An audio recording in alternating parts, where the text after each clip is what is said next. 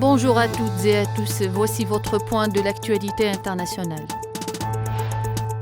Dans le cadre de la visite d'État qu'effectue le président algérien Abdelmajid Tebboune au sultanat d'Oman, il a présidé ce matin à Masqat avec son Altesse le sultan d'Oman Haytham Ben Tarq les entretiens élargis entre les délégations des deux pays.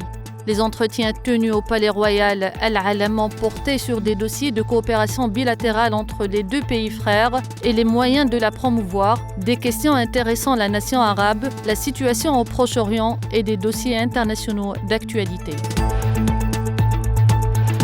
Aux Nations Unies, lors d'une réunion d'urgence du Conseil de sécurité sur la situation au Moyen-Orient tenue lundi à la demande de l'Algérie, de la Chine et de la Russie, le représentant permanent de l'Algérie auprès des Nations Unies, l'ambassadeur Ammar Benjama, a appelé à un cessez-le-feu immédiat et permanent à Gaza et au Liban. Le diplomate a déploré que malgré le conflit régional au Moyen-Orient, aux conséquences graves et potentiellement mondiales, certains membres du Conseil de sécurité hésitent encore à qualifier cette situation de menace à la paix et à la sécurité internationale.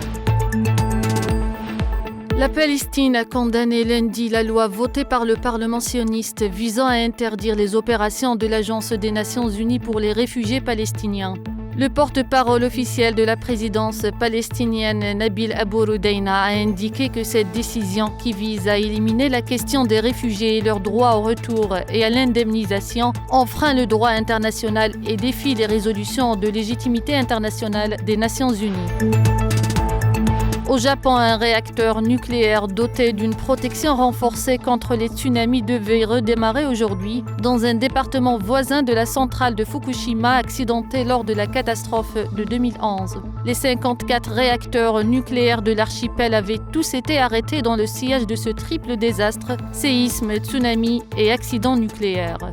Depuis, 12 des 33 unités encore opérationnelles ont été remises en service, mais aucune jusque-là dans cette région de l'archipel. C'est la fin de l'info, merci de l'avoir suivi.